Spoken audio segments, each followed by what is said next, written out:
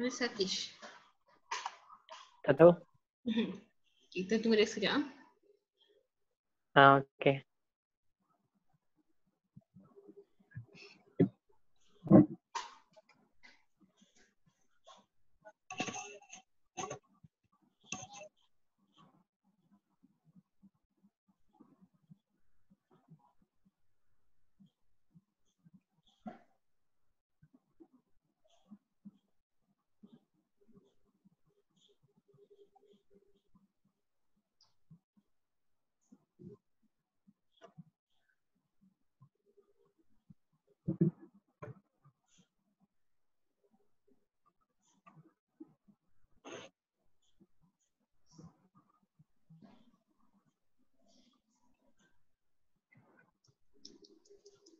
Okey, tak apa, cikgu teruskan ah. Cikgu teruskan.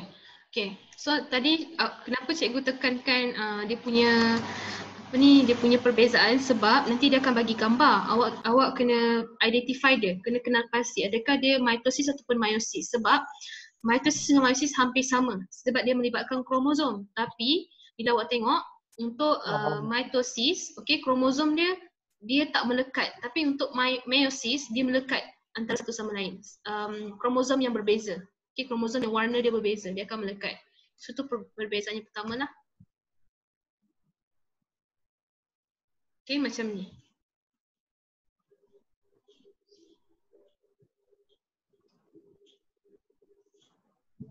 Ini adalah profasa pertama. Okay, nampak? Lagi satu pula perbezaan dia. Okay. Nampak tak dekat hujung ni kita panggil sebagai, cikgu tengok bahasa Melayu dia apa. Okay. So yang ni kita panggil sebagai pindah silang. Okay, pindah silang. Sebab tu cikgu cakap meiosis ni, okay, kalau tengok bayi yang dilahirkan ataupun adik-beradik, okay, kita tengok adik-beradik lah, contoh adik-beradik. Muka abang awak dengan awak tak sama. Kenapa? Sebabkan ini, pindah silang ni. Okay, macam ni. Contohlah warna purple ni adalah daripada DNA ibu awak. Okay, warna biru ni adalah DNA ayah awak. Okay, so untuk yang ni, contohlah ini DNA abang awak. Okay, contoh ni DNA abang awak. So ni adalah pindah silang di mana maklumat ni sama, maklumat bawah ni. Setiap maklumat ni sama tau. Mungkin atas ni adalah bahagian untuk mata awak, hidung awak macam tu kan. Okay, contohlah ini adalah bahagian mata awak, contoh mata. Okay, so bahagian mata ni bertukar. Ayah awak pergi ke tempat ibu awak, DNA dia, kemudian DNA ibu awak pergi ke ayah awak macam tu. So disebabkan tu mata awak dengan abang awak berlainan. Itu maksud dia, pindah silang. Ataupun badan awak ke kurus ataupun besar macam tu. Okay, so ini adalah maksud dia adalah pindah silang.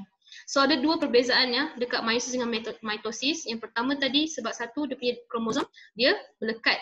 Okay, kromosom yang berbeza. Kedua pula adalah pindah silang ni. Okay, pindah silang.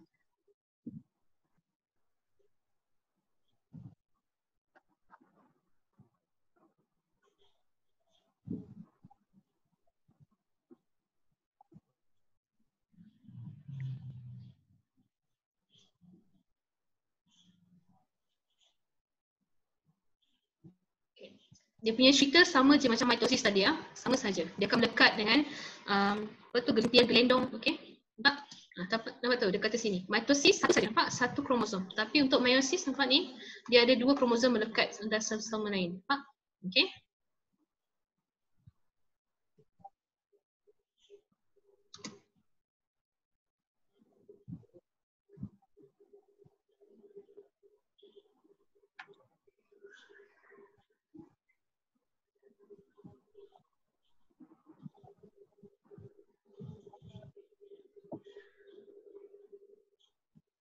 Ini adalah metafasa pertama, sama juga dia akan garis khatulistiwa.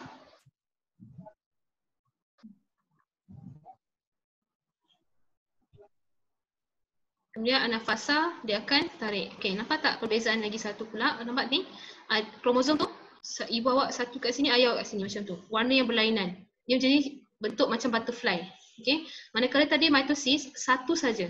Nampak tak? Satu kromatik saja melekat kat sini, satu kromatik melekat kat sini. Tapi yang ni untuk meiosis ada bentuk macam rama-rama. Okey. Dia melekat macam tu.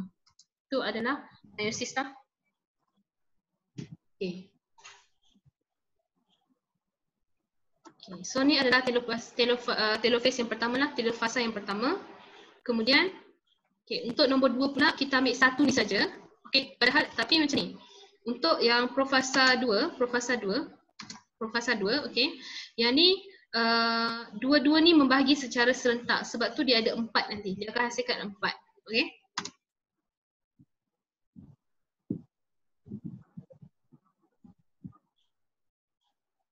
So ni adalah profasa kedua. Profasa kedua.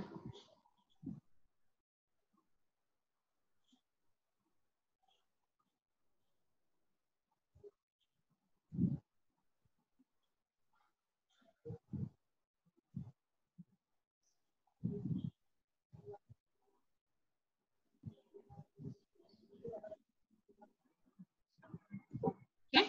Yang ni sama macam tadi. Anafase pada mitosis. Nampak? Dia satu. Okay. Sebab hasil dia nanti mesti kromatik menjadi satu juga. Dia akan tarik ke kutub yang berlainan. Okay.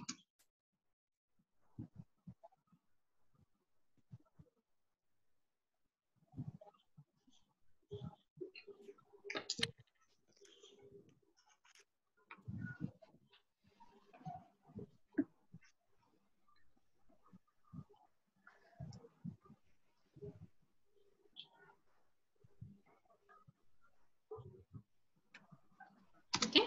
So faham macam mana? So itu adalah proses meiosis. Okay. Awak dapat 23 daripada ayah awak sikit, 23 daripada ibu awak untuk menghasilkan satu baby iaitu 2N. Diploid. Diploid itu 46 kromosom. Okay. So itu adalah meiosis. Okay. Okay. Okay. So ada apa-apa soalan tak yang ni? Ada apa-apa soalan untuk yang ni? Tak. Ada? Ya. Ingat balik sebab nanti cikgu akan tanya awak balik-balik untuk ni sebab soalan dia banyak markah. Cikgu tak nak awak ketinggalan untuk jawab soalan ni Banyak orang dia takkan nak, banyak student yang mungkin dia tak faham. Okay, tak faham maksud dia malas nak ulang kaji balik. So bila soalan ni keluar dia tak boleh jawab langsung. Sebab kadang-kadang kan kalau sains awak boleh jawab je. Okay, awak boleh jawab je sebab awak boleh main hentam. Tapi kalau ni kalau tak tahu maklumat dia awak tak boleh main hentam. Okay, sebab macam tu saja jawapan dia.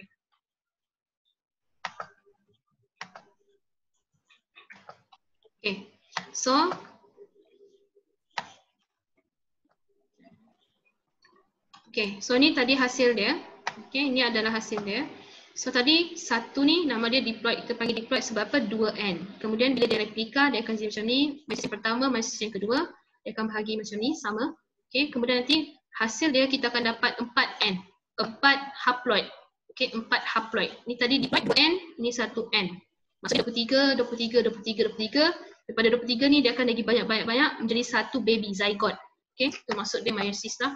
Okay, so ni perbandingan dia. Ini pun selalu soalan dia tanya. Okay, apakah persamaan untuk mitosis dan meiosis? Awak kena cakap persamaan dia tujuannya sama.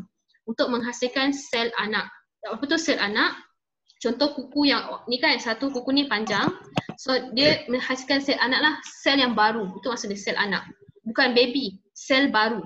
Okay, itu maksud dia sel anak lah. Kemudian replikasi kromosom. Apa tu replikasi? Replikasi tu maksud dia kromosom tu berlainan. Berlainan antara satu sama lain. Itu maksud dia replikasi. Okay. Kemudian kita tengok perbezaan dia. Perbezaan dia ada banyak. Yang pertama mitosis tadi. Cikgu cakap apa? Perbezaan dekat mana sel terlibat? Mitosis berlaku di sel apa ni? Ya, sel soma. Iaitu semua sel badan awak kecuali sel pembiakan. Itu sel soma. Manakala meiosis berlaku dekat mana? Sel pembiakan, iaitu dekat sperma dan juga ovum. Okay. Kemudian bilangan sel anak. Hasil tadi, hasil dia, mitosis ada 2 sahaja sel anak, sel baharu dia. Sel baharu dia. Kedua, untuk meiosis pula 4, iaitu 4 haploid, 4N. Okay, 4N.